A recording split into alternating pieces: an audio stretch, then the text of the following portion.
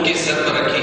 اس کے بعد اپنے شیخ کی زیر تربیت روحانی فیوز و برکات سے بہرہ ہوتے رہے۔ یہ سلسلہ بخود سید وحید اشرف 2 سال سے بھی زیادہ تک جاری رہا۔ روحانی فیوز اور معرفت الہی کے اسرار و رموز سے سرفراز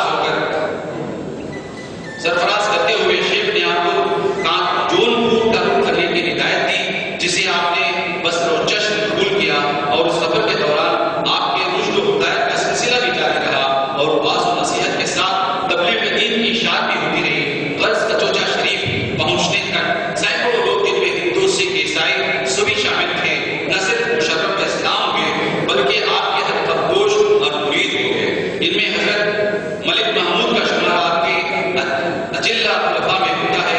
یہی وہ مرید تھے جنہوں نے اپنے پیر و مرشد کے لیے کچوچا شریف میں خانقاہ تعمیر کروائی، جہاں پر آپ کا مزار آج بھی عقیدت مندوں اور زائرین کے لیے مرجع خلائق بنا ہوا ہے۔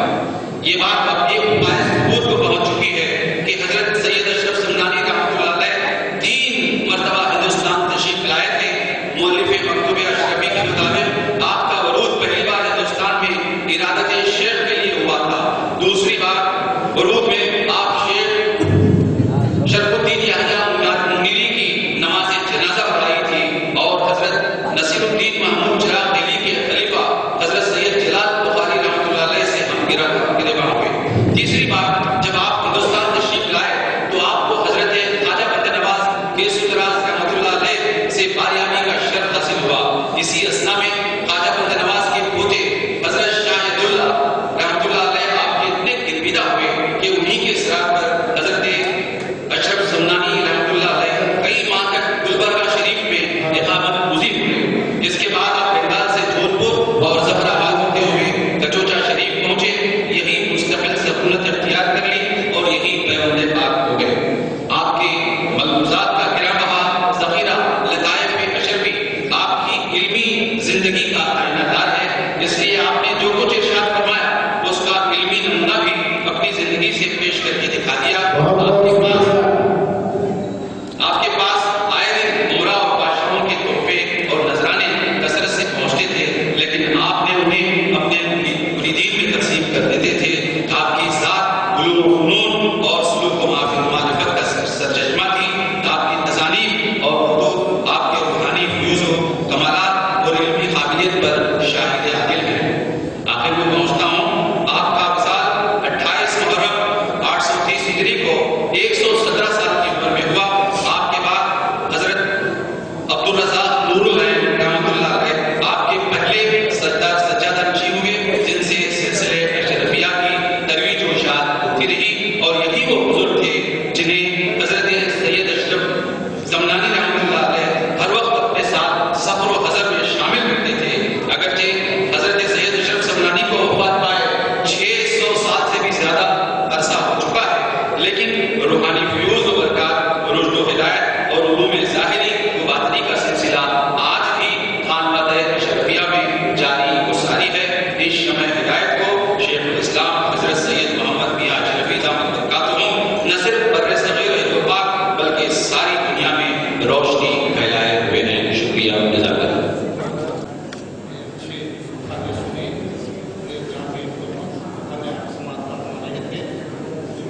مجھے یقین ہے کہ مخالف سن کر آپ کی تشریح اور بڑھ گئی۔ ہلو، ہاں، مخالف سن کر آپ کے ذہن میں بہت سے سوالات بھی ابھرے ہوں گے، آپ کی تشریح اور بھی بڑھ گئی ہوگی۔ اب وقفہ سوالات دیا جا رہا ہے۔ کچھ حضرات نے سوالات اپنے شبہات دور کرنا چاہیں، کچھ سوالات مخالف نگار سے ان سے پوچھنا چاہیں تو آپ کو اس پر آئے سوالات پیش کریں۔ میں سمجھتا ہوں کہ اتنے جامع مخالات تھے کہ آپ حضرات سب سن کر سیراب ہو چکے ہیں۔ اب میں مجلس صدارت کے رکن مشہور و معروف نخان مجید بیدار صاحب سے درخواست کرتا ہوں کہ وہ ان مخالف کا پر اپنے تاثرات کا اظہار۔ بسم اللہ الرحمن الرحیم۔ شاہ نشین پر تشریف فرما مخاران نگاران، مجلس صدارت کے صدر اعلیٰ پروفیسر مسعود سراج صاحب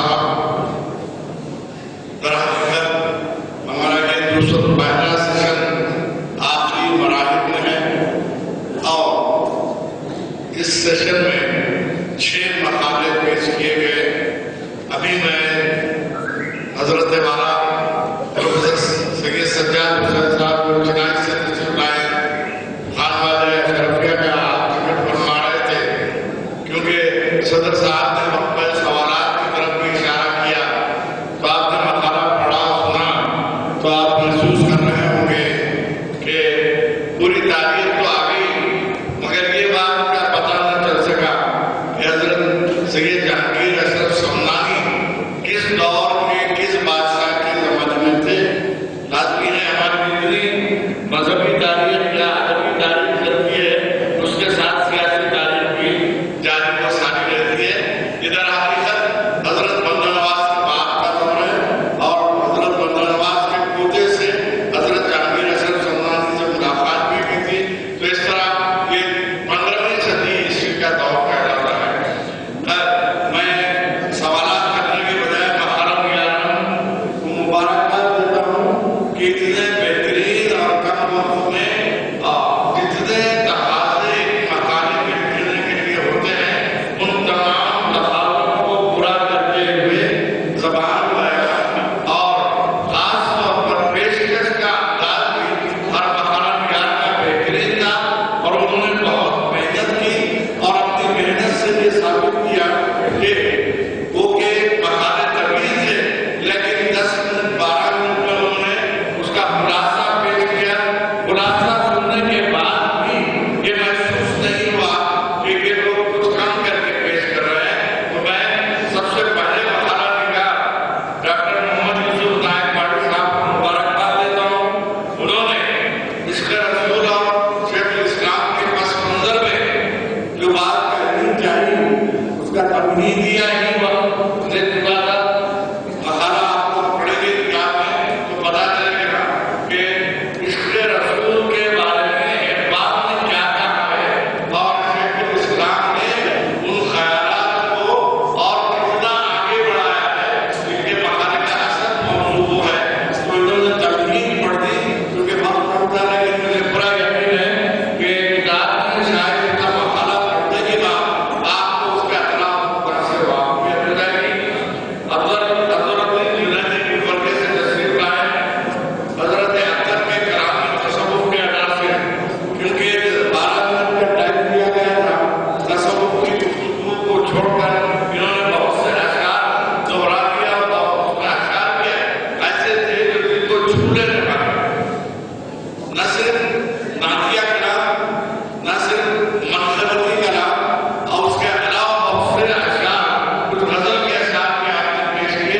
یہ مقالہ بھی اتنا جامع اور جاندار تھا کہ ہم ہماری جو خواہش ہے کہ اس کو سنتے رہیں، لیکن وقت کی تنگی کی وجہ سے ہم نے ان پر پابندی لگائی تھی، لیکن نعتیہ کلام کا مطالعہ اور شیخ الاسلام کے کلام کا تجزیہ کرتے ہوئے آپ نے جو اہم نکات کی طرف اشارہ کیا اس کے لیے ہم ان کو مبارکباد پیش کرتے ہیں۔ ساؤتھ افریقہ سے آئے ہوئے مولانا محمد افروز شیخ الاسلام کے کلام کی منظوم تربیتی خصوصیات آپ نے کچھ جو سوالات اٹھائے، پھر آخر میں ایک منظوم تحقیق پیش کی جس میں حضرت کے اشعار اور حضرت والا کے خیالات افکار، اس میں دینی اور روحانی خصوصیات کی جو سمجھ ہے اس کی طرف اشارہ کرتے ہوئے بہترین اشعار پیش کیے۔ میں محمد افروز کو بھی مبارکباد پیش کرتا ہوں۔ حیدرآباد سے تشریف لائے ہوئے ڈاکٹر محمد رضوان محی الدین نے اربعین الاشراف کی جیسی کتاب کا تجزیہ کیا۔ بڑی خاص بات یہ ہے کہ انہوں نے تقابلی تجزیہ کیا، صرف اس کتاب کے الفاظ معنی اور اس کی کیفیت نہیں بلکہ دوسری جو احادیث کی کتابیں ہیں اس میں احادیث کی توضیح و تشریح کیسے کی گئی ہے، اور حضرت علامہ شیخ الاسلام نے ان احادیث کو اپنے انداز سے پیش کر کے آپ کے ضرورت کی تکمیل کس طرح فرمائی ہے، ایک بہترین تقابلی مطالعے کا مضمون تھا۔ میں عرفان محی الدین صاحب کو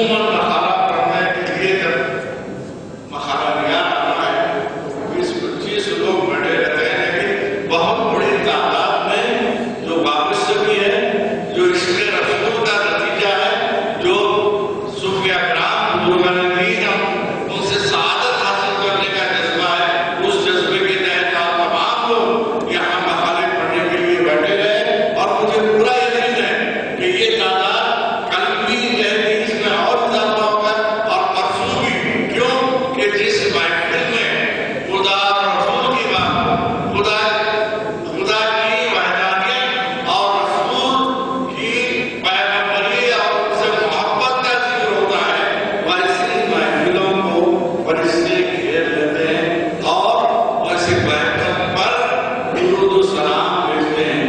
ہم صبح سے آپ تک جو بیٹھے ہیں ایک نورانی محفل میں بیٹھے ہیں، دنیا کی تمام لہو لہو سے دور ہیں، تو اللہ تعالیٰ نے ہم کو موقع عنایت فرمایا کہ ہم بجائے ٹی وی یا کوئی دوسرے کاموں میں مشغول رہنے کے اللہ اور اللہ کے رسول اور اللہ کے نیک و پاک بندے جنہوں نے روحانیات کو، انسان کے کردار کو بلند کرنے کے لیے کیا کیے، ان کی محفل میں ہم شریک ہوئے۔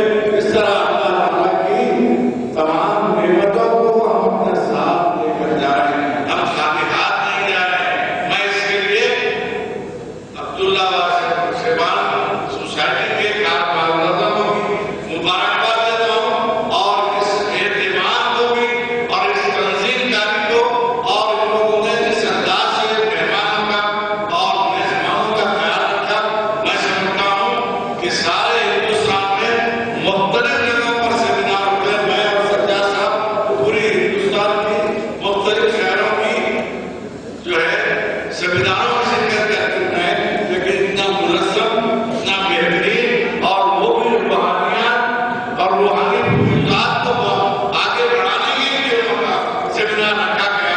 اس کے لیے بیلگام شہر کے لوگ قابل مبارکباد ہیں، اور میں یہ سمجھتا ہوں کہ 21ویں صدی میں ہم تو چل چلاؤ کا دور ہے، موت قریب ہے، اللہ تعالیٰ قیامت کے دن پوچھے گا دنیا میں کیا کرا ہے، تو ہم یہ ضرور کہیں گے کہ ہم نے آخری عمر میں جب 63-64 سال کے ہوئے تھے، بیلگام میں ایک اللہ والے کی یاد کے لیے سیمینار مقرر کیا گیا تھا۔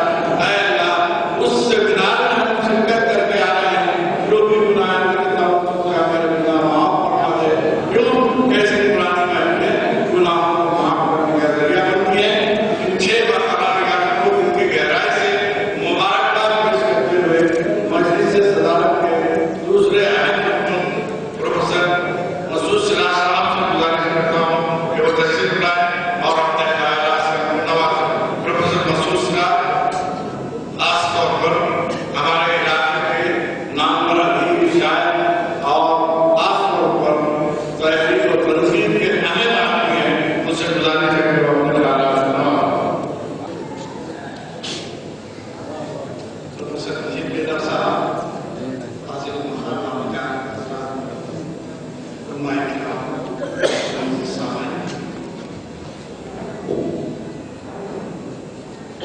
اس سیمینار کا پہلا اجلاس بہت ہی خوبی کے ساتھ اختتام کو پہنچا ہے۔ آج 5 مقالے اور ایک منظوم تحریر نامہ پڑھا گیا۔ سب سے پہلے میں مولانا افروز کو مبارکباد دیتا ہوں، انہوں نے بہت ہی عمدگی سے شیخ الاسلام کے تمام پہلوؤں کا احاطہ اپنی نظم میں کر لیا ہے۔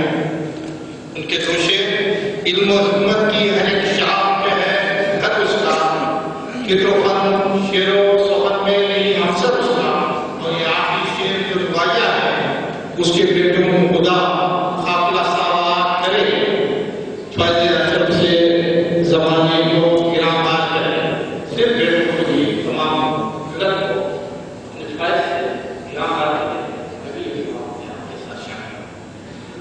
اور 5 مقالے بڑے ہی اچھے، بڑے ہی بڑے ہی معلومات، شرط اپنی لگانی گئی تھی، اس لیے ذہنی یہ شرط میری اپنی طرف سے نہیں بلکہ سیمینار کے ذمہ دار شرط یہ ہے کہ لگا کہ ہم نے نہ کیا اور بڑی ہی کامیابی کے ساتھ سب نے تعاون کیا. اگر مشاہدہ ہوتا تو اس قدر چورا تعاون نہیں کرتے تھے. مخالہ حضرات نے جس طرح تک ہمارا تعاون کیا. اگر تمام مخالف کتابی شکل میں جائیں اور ان پر بہت ہی جامع تبصرہ میرے دوست مجید بیدار نے کر دیا ہے. اس لیے میں نہیں سمجھتا کہ ان کی باتوں کو برایا ہے. پتہ دو چند باتیں میں شیخ الاسلام والمیاں کی طرف سے صبح میں بھی میں ایسا کر رہا تھا کہ اس کا اثر بہت دیر تک رہا. صرف مجھ پر نہیں تمام اہل مسجد پر رہا. بات یہ ہے کہ ایک ہی موضوع پر سنجیدگی سے کہنا موضوع پر جگہ رکھنا بڑا مشکل ہے اور بہت ہی آسان. ان کی بارے میں ان کی تحریریں دیکھیے. بظاہر لگتا ہے کہ آسان ہے. آسان نہیں اتنا آسان نہیں. آسان لکھنا بہت مشکل ہے. مشکل الفاظ کمبار لگا آسان ہے.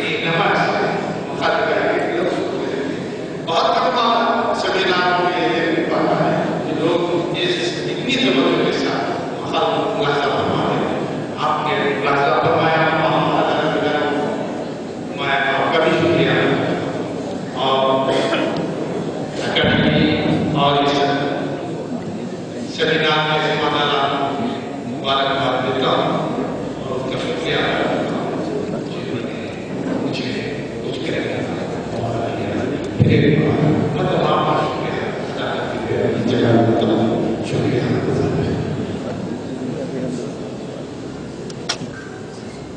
3 روزہ کل ہند شیخ الاسلام سیمینار کا یہ پہلا اجلاس تھا جو اس کا اختتام عمل میں آتا ہے۔ اس سلسلے میں اس اجلاس کے صدور محترم پروفیسر مسعود سراج صاحب اور پروفیسر مجید بیدار صاحب اور دیگر مقالہ نگاران پروفیسر سجاد حسین صاحب اور ڈاکٹر وحید الجم صاحب، ڈاکٹر عرفان محی الدین صاحب اور درس پر تشریف فرما تمام دانشوران اور پروفیسر حضرات اور تمام سامعین اکرام کا فرداً شکریہ ادا کرتا ہوں اور آپ سے التماس کرتا ہوں کہ کل بروز 4 شنبہ 14 جنوری کو اس سیمینار کا دوسرا اجلاس صبح 10 بجے اس کا آغاز ہوگا اور آپ تمام سے گزارش ہے کہ وقت کی پابندی کریں اور 10 بجے جلسہ گاہ میں حاضر رہیں۔ اور میں آپ ایک مرتبہ پھر تمام کا باشبان اکیڈمی کی طرف سے شکریہ ادا کرتا ہوں۔ شکریہ، خدا حافظ۔ کل 3 اجلاس ہوں گے۔ جو پہلا اجلاس ہوگا وہ صبح 10 بجے سے 12:15 بجے تک، دوسرا اجلاس 12:30 بجے تک 1:30 بجے اور 1:30 بجے نماز سے ظہر ادا کی جائے گی اور ظہرانہ دیا جائے گا، اور اس کے بعد تیسرا اور آخری اجلاس 2:30 بجے تا 4:30 بجے ہوگا۔ تو ایک اور مرتبہ تمام سے گزارش کرتا ہوں کہ کل کے اجلاس میں حاضر ہیں۔ شکریہ، خدا حافظ۔ کل کے جو اجلاس کی خصوصیت ہے، غازی ملت حضرت علامہ